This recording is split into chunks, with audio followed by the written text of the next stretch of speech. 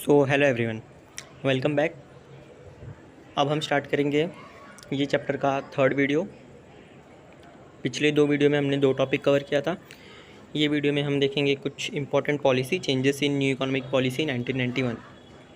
तो स्टार्ट करने से पहले एक बात बता दूं मैं आपको कि मैंने देखा है कि बहुत सारे लोग जो चैनल को सब्सक्राइब नहीं किए हैं वो लोग वीडियो देख रहे हैं। तो प्लीज़ आपसे गुजारिश है कि प्लीज़ आप वीडियो भी देखो और चैनल को सब्सक्राइब भी करो और अपने फ्रेंड्स के बीच भी शेयर भी करो।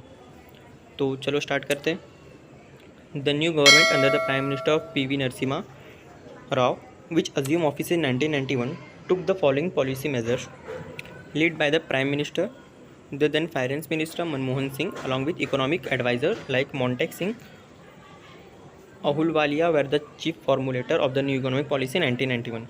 मतलब कि 1991 में जो हमारे प्राइम मिनिस्टर थे पीवी नरसिम्हा राव, तो उनके साथ हमारे जो फाइनेंस मिनिस्टर थे मनमोहन सिंह और उनके साथ फाइनेंशियल एडवाइज़र, उन्होंने मिलके एक पॉलिसी बनाई, स्ट्रक्चरल रिफॉर्म किया, macro economic stabilisation and structural reform in industrial and trade policy. मतलब कुछ चेंजेस लाए वो लोग ने। Together the policies are popularly term as LPG policies. वो पॉलिसी कौन सी थी? एलपीजी। एलपीजी का फुल फॉर्म है लिबरलाइजेशन, प्राइवेटाइजेशन और ग्लोबलाइजेशन। लिबरलाइजेशन मतलब फ्री कर देना, मतलब कि जो भी लाइसेंस पहले लगते थे कि मतलब परमिशन लेनी पड़ती थी गवर्नमेंट की, गवर्नमेंट ने वो सबको फ्री कर दिया। फिर उसके बाद प्राइवेटाइजेशन, मतलब कि गवर्नमेंट अपने प्राइवेट सेक्टर को पब्लिक सेक्टर को प्राइवेट सेक्टर के हाथों में दे रहा था ताकि वो एफिशिएंटली वर्क करे। और ग्लोबलाइजेशन मतलब कि हम फॉरेन के साथ ट्रेड कर सकते हैं ईजीली।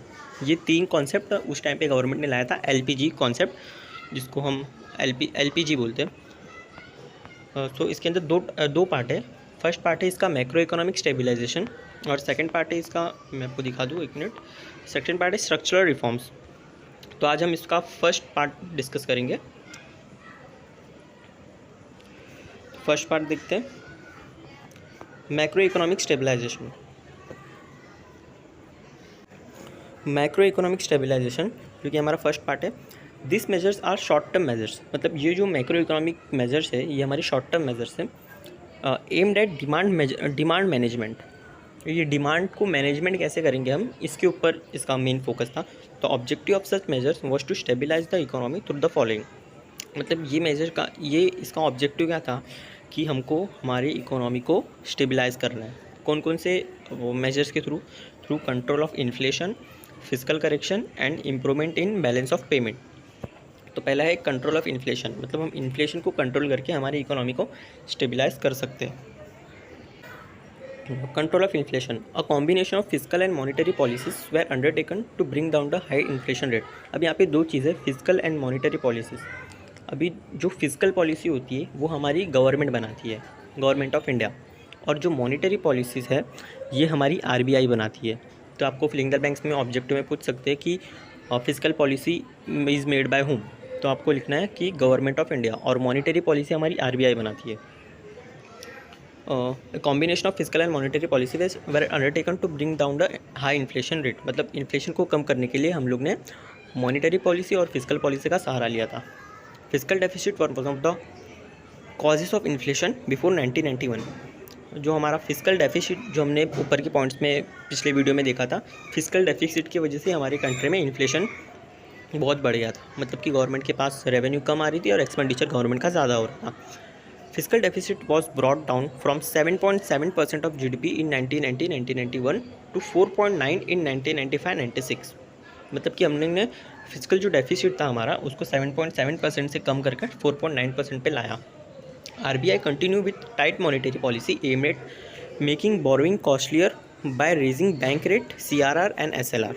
तो आप लोगों ने पिछले स्टैंडर्ड में एसवाई या फिर एफवाई में पढ़ा होगा सीआरआर और एसएलआर के बारे में। सीआरआर मतलब होता है कैश रिजर्व रेशियो और एसएलआर मतलब होता है स्टैट्यूटरी लिक्विड रेशियो। ये शॉर्ट में आपको बता दूं मैं कि सीआरआर और एसएलआर मतलब ये होता है कि कुछ जो हमारी कमर्शियल बैंक होती है, जैसे कि state bank of India, union bank of India, HDFC bank, जितनी भी हमारी लोकल एरिया में बैंक होती है, ये लोग को कुछ अपना जितना भी पब्लिक के पास से डिपॉजिट जाता है बैंक के पास, वो कुछ उनका अमाउंट जो आरबीआई डिसाइड करती है वो आरबीआई के पास इनको रखना होता है, कमर्शियल बैंक को। तो अगर उनके पास पैसा ज़्यादा होगा तो वो गवर्नमेंट लोगों को लोन दे पाएंगे। तो इसकी वजह से गवर्नमेंट ने क्या किया था कि जो ये सब का रेट था इसका रेट वो लोग ने बढ़ा दिया था ताकि कॉमर्शियल बैंक के पास ज़्यादा पैसा ना हो पब्लिक को देने के लिए। गवर्नमेंट ने क्या किया था कि जितना भी तुम्हारे पास पैसा है वो सारा हमारे पास रखो, मतलब कुछ परसेंट हमारे पास रखो, तो उसका रेट ये लोग RBI ने बढ़ा दिया था। It was done to reduce money supply and control inflation. SLR was raised from 38% to 38.5% in September 1990। मतलब देखो SLR का रेट भी बढ़ा दिया था RBI ने 38% से 38.5% में, और CRR का रेट भी बढ़ा दिया था 15% in July 1998। The bank rate was raise to 12% in October 1991 to curb excessive liquidity. मतलब जितनी भी लिक्विडिटी मार्केट में थी, मतलब जितने भी कैश घूम रहे थे उसको कम करने के लिए। Later, the RBI started to bring down CRR and SLR in a phased manner on the basis of recommendation of Narasimha committee. फिर उसके बाद जो हमारे फाइनेंस मिनिस्टर थे नरसिम्हा कमेटी, RBI ने उनके सजेशन लेते हुए ये सब रेट को धीरे धीरे कम करते गए। In order to improve the supply position of essential commodity, the government had allowed their imports. Thus, the inflation rate was brought down to 8% in 1995-96 to further 4.6% in 1996-1997। फिर बाद में हमने हमारा इन्फ्लेशन रेट ये सब पॉलिसी को लगाते लगाते हमारा इन्फ्लेशन रेट थोड़ा कम हुआ, जो कि हो गया 8% से 4.6% 1996-97 में। अब सेकंड पॉइंट है हमारा फिस्कल करेक्शन। फिस्कल करेक्शन में क्या बताया गया है कि fiscal reforms were introduced since 1991 to correct the growing fiscal imbalance.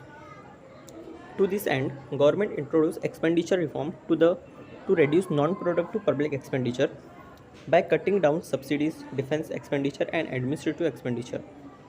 Government ने क्या किया, अपना जो नॉन प्रोडक्टिव एक्सपेंडिचर था ना, जैसे कि सब्सिडीज़ देना, डिफेंस के ऊपर जो एक्सपेंडिचर होता है वो, एडमिनिस्ट्रेटिव एक्सपेंडिचर मतलब कि जो गवर्नमेंट एम्प्लॉय को जो पगार देते हैं, जैसे कि कोई पॉलिटिकल पार्टी पॉलिटिशियन का कोई जो पगार होता है, वो सबको गवर्नमेंट ने कम करना चालू किया। Government reduce the budgetary support to public sector enterprise and also undertook repayment of old public डेब्ट in order to reduce the interest burden.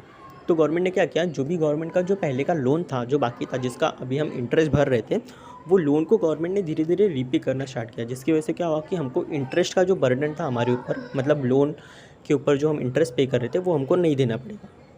हम लोग ने लोन रीपे कर दिया तो उसका इंटरेस्ट हमको नहीं देना पड़ेगा। तो गवर्नमेंट धीरे धीरे करके ये सब चीज़ों को पे कर रही थी।